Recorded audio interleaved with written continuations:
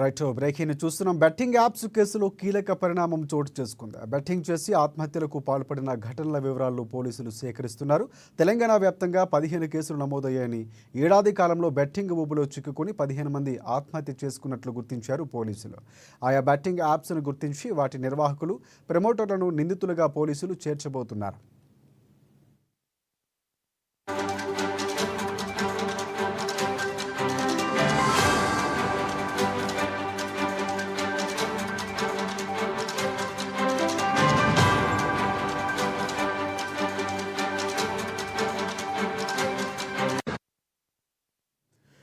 Right betting apps కేసులో కీలక పరిణామం చోటు చేసుకుంది. బెట్టింగ్ చేసి ఆత్మహత్యలకు పాల్పడిన ఘటనల వివరాలు పోలీసులు సేకరిస్తున్నారు. తెలంగాణ వ్యాప్తంగా 15 కేసులు నమోదయ్యాయని, ఏడాది కాలంలో బెట్టింగ్ ఊబులో చిక్కుకుని 15 మంది ఆత్మహత్య చేసుకున్నట్లు గుర్తించారు. ఆయా బెట్టింగ్ యాప్స్ను గుర్తించి వాటి నిర్వాహకులు, ప్రమోటర్లను నిందితులుగా పోలీసులు చేర్చనున్నారు.